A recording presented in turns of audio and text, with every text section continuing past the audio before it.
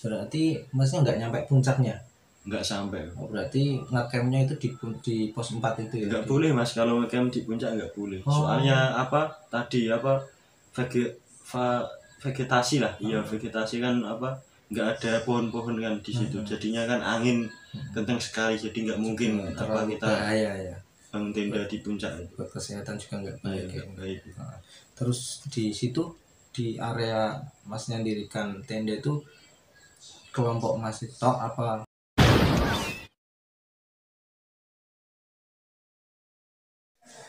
Assalamualaikum warahmatullahi wabarakatuh. Bertemu lagi dengan saya Mas Eri di channel kesayangan kita Warisane Mbah Kakung. Ya.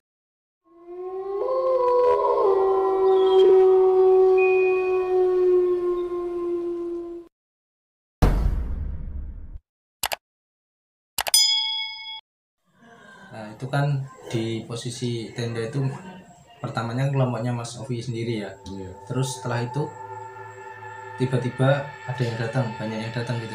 Iya, sudah hujan reda kan, hujan reda kita keluar semua lah. Pada saat keluar itu kok sudah ada tenda lagi, 4 tenda atau 5 tenda itu. Berarti nggak tahu pas nggak tahu mereka datang. Nggak tahu. Gitu. Tapi banyak gitu ya. Banyak itu. Juga orang semua mas itu lah. Iya. Ya, tapi saya juga herannya pada saat hujan-hujan gitu loh. Berarti posisi tapi masa-masa di dalam tenda nggak dengar suara mereka datang. Ya nggak dengar mas, kan hujan terus gitu. Petir juga, wah ngeri mas. Pohon-pohon di sana kan pohon pinus besar-besar kan. Nah itu tumbang semua, gosong semua kan habis kayak sambaran dari petir gitu kan. Saya juga mikir wah ini gimana ini, wah bahaya sekali. Terus pas setelah tahu ada banyak teman di situ kan pasti lega ya? Iya lega, nggak terlalu takut gitu ya. Terus kita keluar kan, masak, ngopi-ngopi, terus ngobrol santai. Terus mau maghrib kita foto-foto sebentar kan di Sabana itu kan bagus sekali mas pada saat sunset lah ya. Di situ. Terus habis itu kita sholat semua maghrib jamaah. Pada saat jamaah itu terus kita istirahat habis isya sudah sepi mas, sudah nggak ada pendaki mau naik atau baru nyampe, nggak ada, sudah istirahat semua. Pada saat istirahat itu nah ini mas yang ada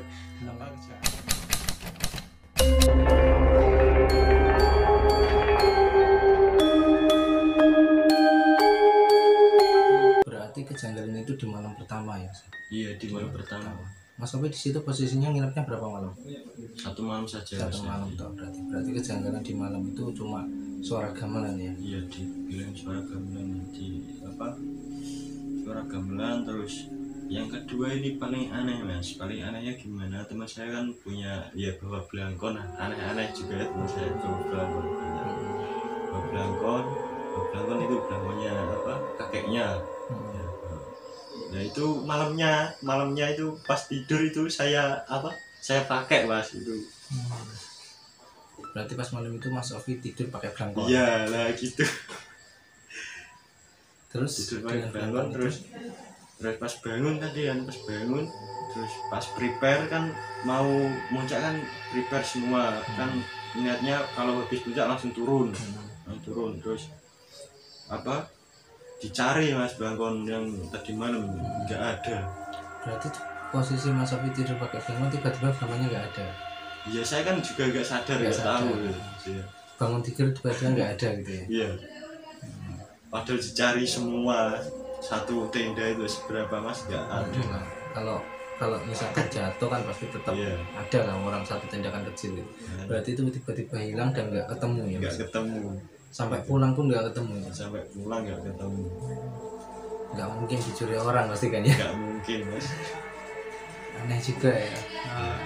Apalagi itu mengandung hal-hal Jawa juga, ada hubungannya lah dengan suara gamelan yang tadi mungkin ya? Iya mungkin tadi. Setelah itu saya jam 3 pagi saya bangunin teman-teman saya. Nah, saya kan juga sebelumnya berangkat itu kan juga lihat-lihat postingan di Lawu.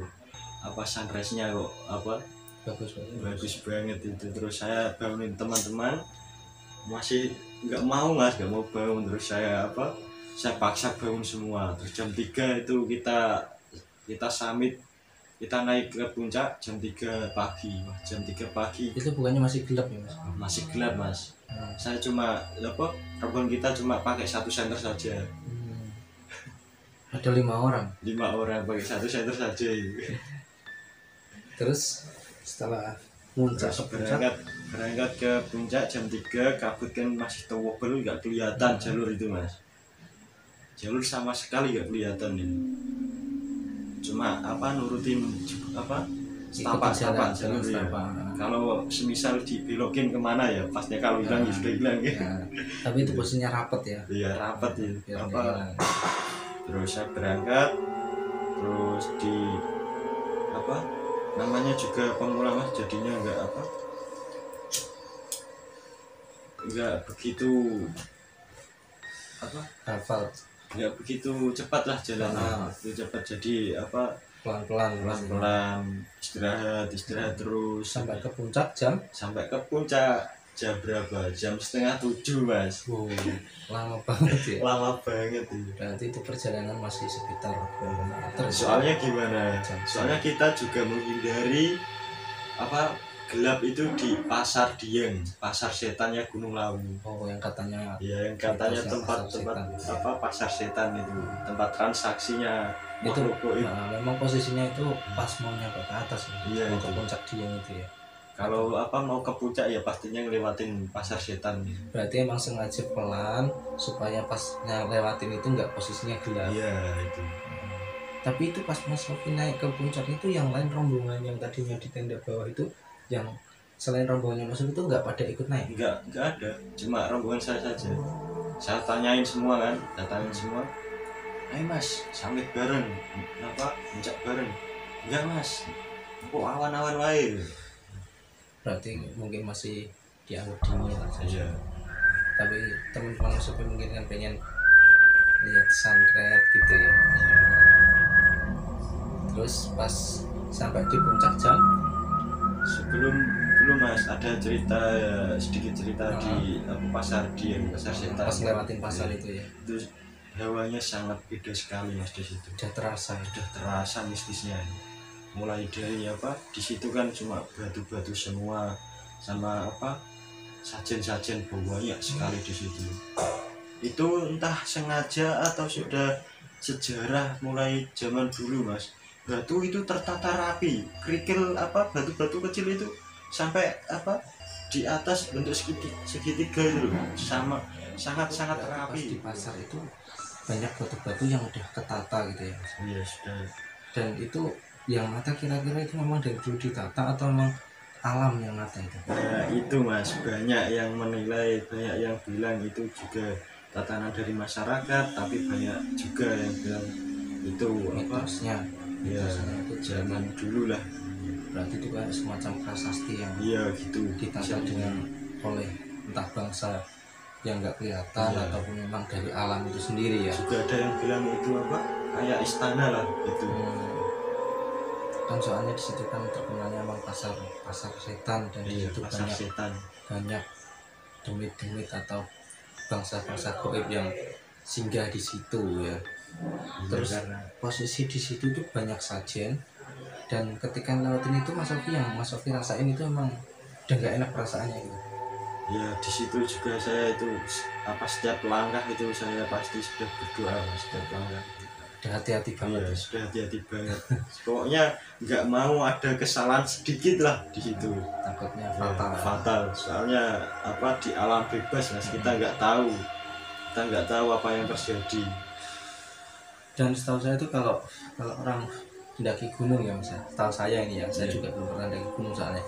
Kalau nggak salah menurut cerita-cerita orang yang sudah mendaki itu, kalau ketika kita mendaki gunung kita menemukan hal-hal yang janggal atau mistis, itu nggak boleh langsung diceritakan ya, harus disimpan dulu katanya ya. Kalau menurut ceritanya dari orang-orang yang sudah pernah mendaki itu, ketika kita mengalami hal-hal yang aneh itu nggak boleh kita langsung ceritain. Jadi ceritanya nanti ketika udah turun, katanya gitu ya. Jadi pas Mas Sofi kelas itu juga Mas Sofi masih kayak seolah-olah nggak terjadi apa-apa gitu ya. Iya. Nah, terus ada hal apa lagi yang Mas Sofi rasain? Dari situ Mas, di Pasar Deng itu muncul lagi burung apa? Burung gagak hitam tadi. Iya. Muncul lagi nunjukin arah menuju puncak. Oh, dituntun lagi. Iya. Tapi anehnya burung itu apa? Memberi petunjuk jalan itu beda dari jalur seharusnya Mas. Oh. Jadi saya itu nggak pakai jalur yang seharusnya apa menuju puncak. Oh. Lewat sebelahnya lah intinya. Oh, berarti jalur yang lain. Berarti itu dari teman-teman Sofi udah yakinin banget kalau Iya, ikutin burung ikut itu. burung itu. Itu. Jadi alhamdulillahnya itu juga apa nyampe puncak, terus turunnya baru di apa 6:30 itu kan ya juga masih bagus, langitnya masih merah-merah itu kan. Terus foto-foto, terus makan di situ, masak di situ, masak di puncak, foto-foto, habis foto-foto kita nggak lama Mas di puncak soalnya banget dingin Mas. Sampai ya paling ya berapa derajat atau enggak minus gitu. Sangat dingin sekali, nggak betah di puncak. Terus habis foto-foto kan, habis foto-foto bareng-bareng kita turun alhamdulillah kita ngikutin jalur yang seharusnya. Jadi Mas Sofi udah nyampe puncak, udah foto-foto ya, itu sekitar jam berapa? Jam 7 setengah 8 gitu. Terus turun itu apa menuju jalur yang seharusnya itu. Terus kita nggak lupa mampir di apa warung tertinggi di Indonesia, warung Boyem di atas puncak Gunung Lawu. Itu ada satu warung toh? Iya nggak satu warung, ada beberapa warung tapi yang terkenal kan apa warung Boyem. Itu memang bagi para pendaki memang sering mampir di situ. Nah, itu kalau apa nggak mampir kesalahan Mas, itu warung legend ya. Berarti emang udah ini ya, tradisi. Iya, tradisi bagi pendaki pasti mampir di situ ya. Terus setelah mampir di warung itu ngopi-ngopi. Iya, habis sarapan kita apa? Kita juga foto-foto di sana, foto bareng sama Bu Im itu. Terus habis itu kita turun, perjalanan turun alhamdulillah lancar, nggak ada halangan apa-apa Mas. Nggak ada kejanggalan juga apa cuaca juga sangat mendukung untuk kita kembali ke rumah dengan selamat. Berarti emang posisi yang Mas Sofi emang di kayak merasa keanehan tuh yang pertama tadi di mana pas ada gamelan sama ketika dari berangkat ya dituntun sama burung gagak hitam tadi ya.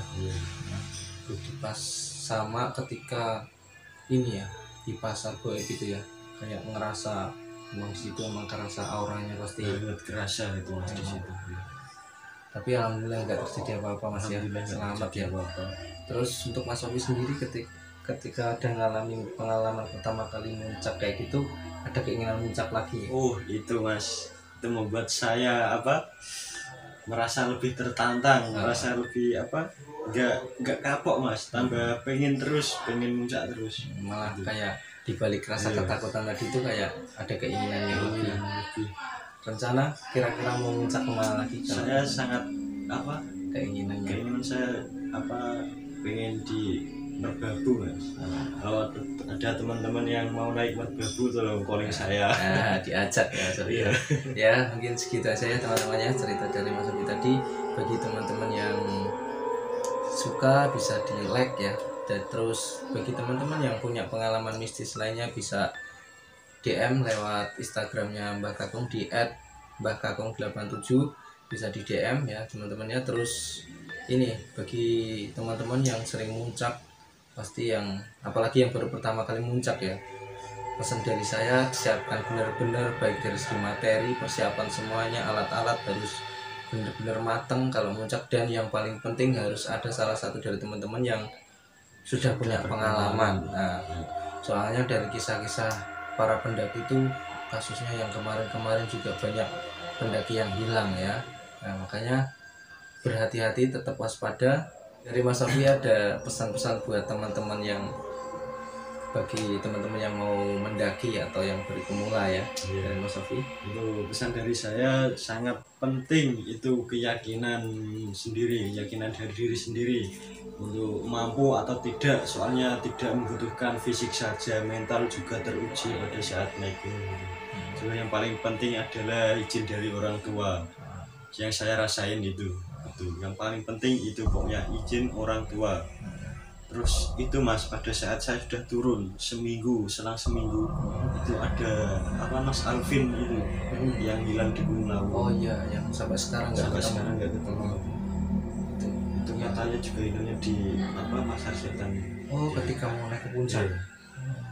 Itu mungkin ada kesalahan atau dari segi attitude atau gimana yang membuat mereka jadi nggak suka Iya, gitu. Wallahu Alam lah, itu semua mereka yang tahu lah. Cukup itu Cukup, aja Mas. Oke, terima kasih Mas Ovi ya. Terus